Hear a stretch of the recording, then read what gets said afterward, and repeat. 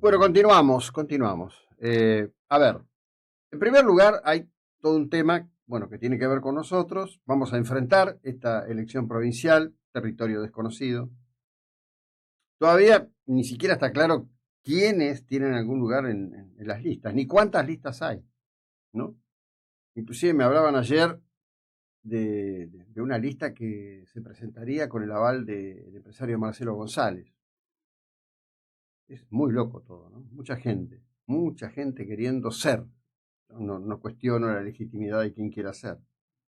Pero el centro de la escena, sin ninguna duda, se lo lleva por un lado, obviamente, el peronismo, que siempre tiene ese rol cuasi central y muchas veces hipercentral en la vida de los argentinos.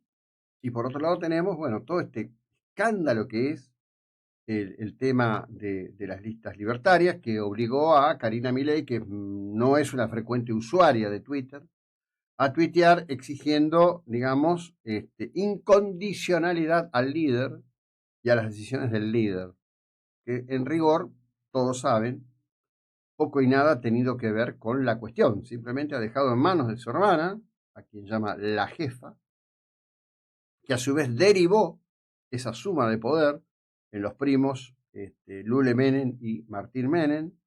Hay que decir que el abogado Juan Pablo Musa presentó una denuncia penal contra Martín Menem por el tema de la empresa de seguridad que contrató el Banco Nación, contrato de 4.000 millones de pesos.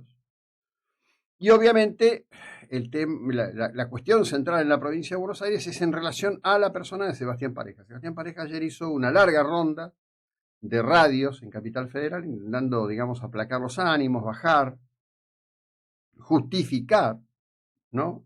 Los acuerdos. Los acuerdos son todos con dirigentes peronistas del conurbano. Esto ya no es algo que se le ocurra a alguien, que le parece a alguien, que a mí no me gusta, que etcétera, etcétera. No, esto es un dato de carácter concreto. Una pieza clave de esto, ¿cuánto dura lo del Votarate ese? Una pieza clave de esto es la de un ex funcionario de Kicillof, justificador de Kicillof, diciendo que Kicillof es una persona sumamente inteligente, lo cual ya es un argumento que ofende el sentido común, que ahora integra las listas de la Libertad Avanza, designado por Sebastián Pareja. Lo dice el tipo de esta manera.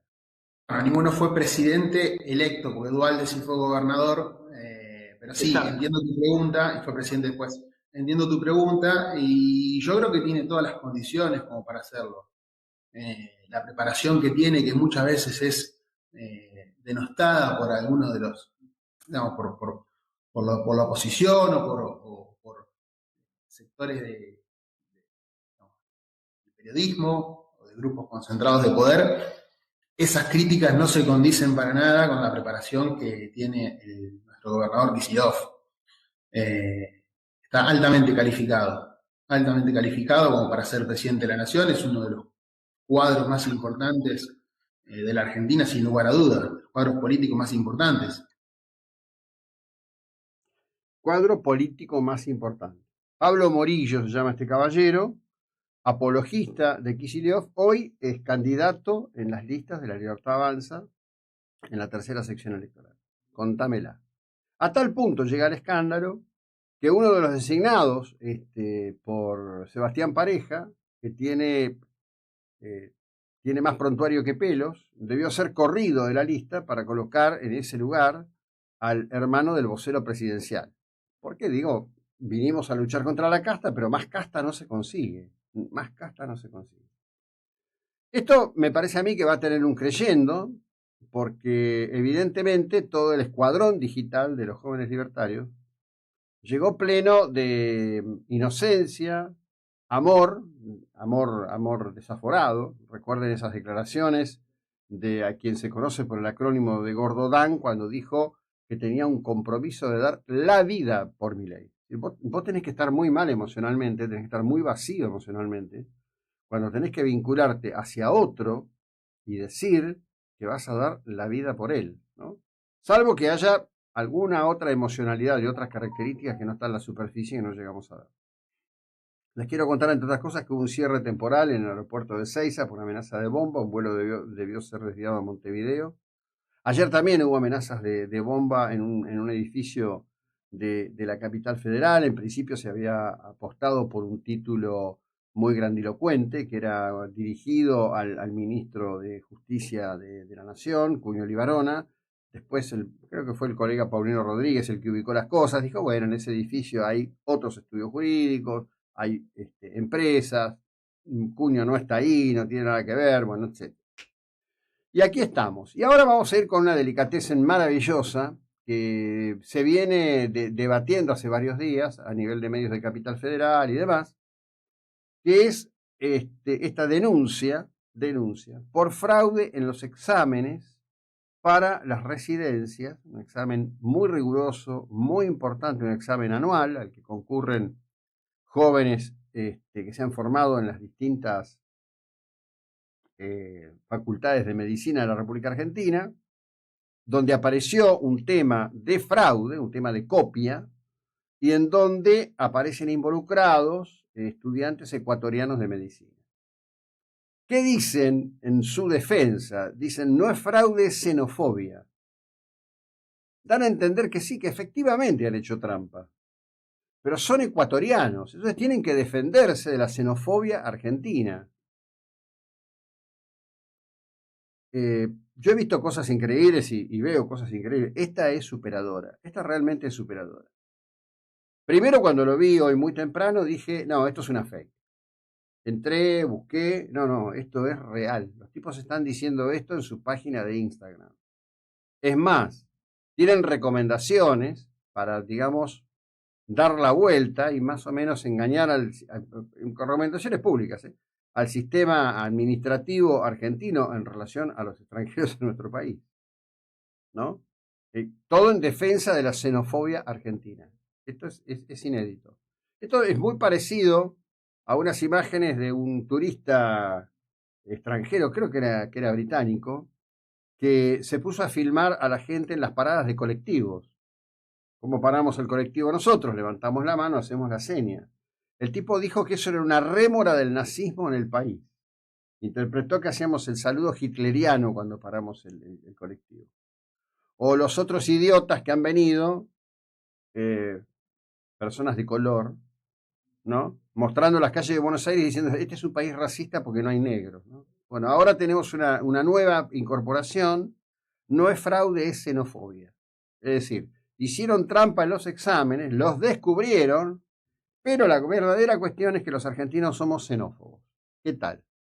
Un país que somos lo que somos, es decir, somos todos hijos de gente que llegó de alguna parte, nietos de gente que llegó de alguna parte, que habrán tenido en su mayoría dificultades para integrarse, como pasa en cualquier grupo humano de diferentes procedencias. Ustedes saben que hay un dato interesantísimo.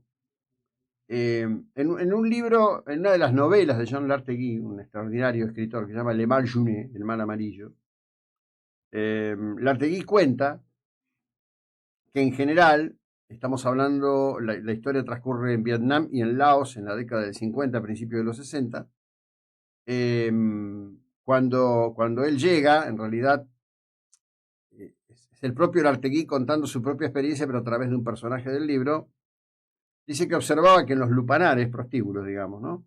Era muy llamativo cómo los hombres chinos rechazaban a las mujeres blancas. Interesado en este tema, le llamaba la atención, pregunta, y le contestan que en general los asiáticos rechazan a las mujeres blancas, estoy hablando de década del 50, del 60, las cosas han cambiado mucho, por el olor. ¿Cuál era la diferencia del olor corporal entre los chinos y las mujeres blancas? El consumo de leche. Los asiáticos no consumen leche, nosotros consumimos leche y el sudor del cuerpo, estamos hablando de un país subtropical, la zona de Vietnam, de allí de Laos, provocaba realmente un aroma corporal que por su falta de costumbre y por sus pituitarias no acostumbradas a ese tipo de aroma les generaba un rechazo. Bueno, muchas veces los rechazos que tenemos con un tercero son por esas cosas que no logramos definir, los aromas, las formas de los aromas. Esto estoy hablando década del 50, década del 60, hoy vivimos en otro planeta, las cosas son completamente distintas en ese sentido, en Asia me refiero. Y viniendo a nosotros, por supuesto que ha habido diferencias, obviamente que ha habido diferencias. Yo he escuchado de chico alguien decir, este Tano que habla cocoliche, ¿no? Bueno, pasan esas cosas. ¿Eso qué es xenofobia? No, son cuestiones menores.